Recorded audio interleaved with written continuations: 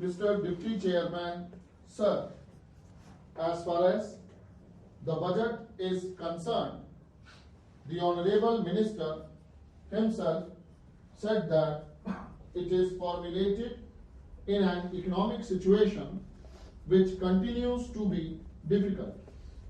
As regards the other part of the sentence is concerned, I am not concerned with it because our submission is that as far as the common man is concerned, he is more concerned with his necessities and getting them at cheaper rates rather than the jugglery of facts and figures and statistics.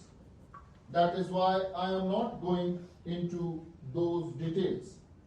I am concerned only with one part of it, and that is with regard to the state of Jammu and Kashmir. As far as that state is concerned, we got only a trickle out of that huge amount which the minister presented in his budget. As far as our state is concerned, it is well known that it is a hilly state, very backward economically and surrounded by inimical countries, to say the least China, Russia and Pakistan. I am coming to Russia and rest assured for that Russia is at our doors and we cannot hide the fact.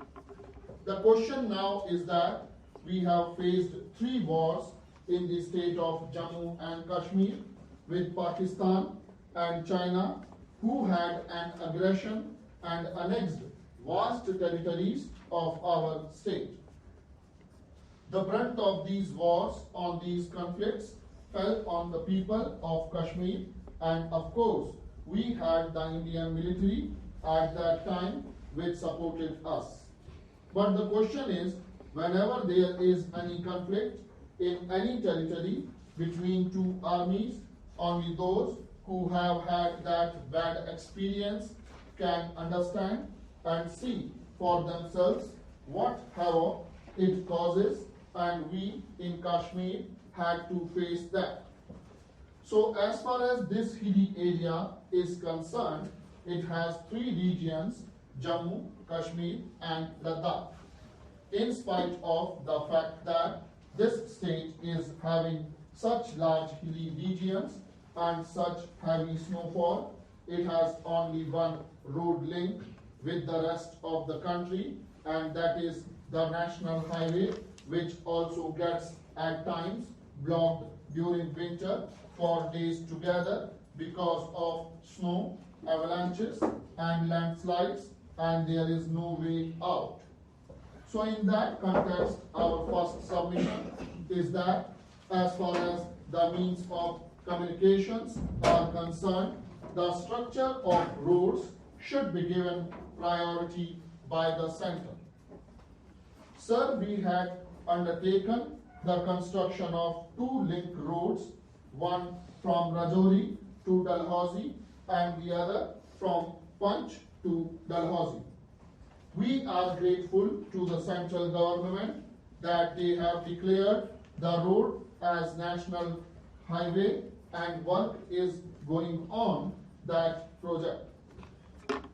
But we do appeal that these 2 roads also, which the state government had undertaken to construct, the cost being estimated rupees 30 crores, be declared national highways and work on them started because our poor state cannot afford that much of amount. Now, sir, the budget also refers to power generation. We are grateful to the center. Madam Deputy Chairman, I thank you very much for the opportunity given to me to touch upon a few aspects of our administration. No doubt consideration of the appropriation bill is a routine exercise year after year. So far as the Rajya Sabha is concerned, we have only to discuss and return it. But this gives an opportunity a very valuable opportunity to make some comments on the working of certain departments and also on the priorities that we are observing. Madam, I have gone through the appropriation bill.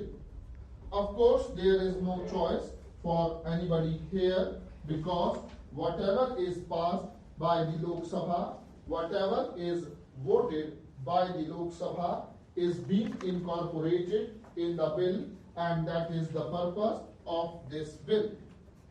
But here I would like to point out at the very outset that the allocation for agriculture is about rupees 1,000 crores, including the allocation for research and development.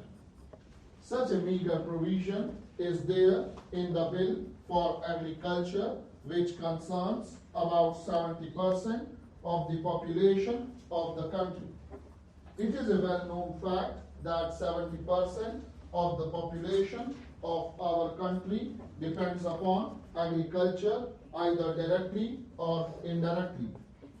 Now we have to see that we are gloating that we have already achieved the target and that we are a surplus country now. Here also, I think the claim is dubious. What is the total production? It is about 150 million tons of food grains which we are producing. This quantity of production is for a country with the population of 800 million people. I just now took some pains to work out, and this works out to a little less than half a kilogram per person per day, and yet we call it a surplus. Madam, I may bring to the notice of the House through you a fact that a country like the Soviet Russia, which has just 1/3 of our population, is producing twice as much food grains as we are producing, and they find that they are in a deficit and they are importing. It is well known that they are importing food grains. Then how is it that a country with just 1/3 of our population is producing twice as much food grains as we are producing and is finding itself in a deficit, and then it is importing food grains, while a country like ours with a population of 800 million people has a production of 150 million tons of food grains and yet says that it is a surplus country. So this claim is, in my humble opinion, dubious, and some real thinking is necessary in this respect. We are feeling that we are surplus because our people are not able to consume more than half a kilo of food grains per day, and they are hungry, not because their hunger is satisfied, but because the pocket is empty. That is how surplus is produced. That is what